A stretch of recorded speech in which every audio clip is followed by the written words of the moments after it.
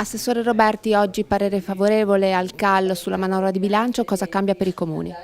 I comuni cambia che avranno molti più soldi in parte corrente rispetto a quanto accadeva fino a un anno fa. Questo accade per delle decisioni importanti che sono state prese dall'amministrazione regionale con la Giunta, che ha approvato soltanto l'altro ieri il documento, la prima bozza di legge di stabilità, e che in queste decisioni appunto porta tante risorse dall'Unione territoriale direttamente ai comuni, ma anche cambia molti dei criteri sull'assegnazione delle risorse. Questo cosa vuol dire? Non che i comuni avranno più soldi, i comuni potranno erogare tanti più servizi ai cittadini, e questo è quello che ai cittadini del Friuli Venezia Giulia interessa. Quanto riguarda la sicurezza, anche qui ci sono delle novità. Anche qui c'è un'altra scelta forte politica da parte dell'amministrazione regionale.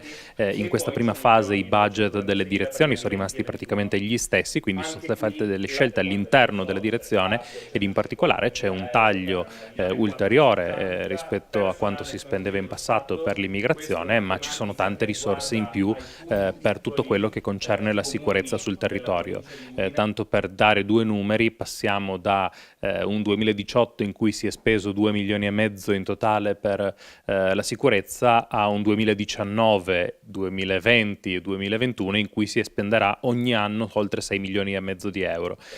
Tutto questo è la base di partenza, ovviamente, perché oltretutto adesso comincerà il percorso fino all'approvazione in Consiglio regionale, quindi ci potranno essere ulteriori ritocchi, ma già questo è evidente che ci contraddistingue, in quanto le risorse assegnate sono quasi il triplo rispetto a quanto accadeva in passato.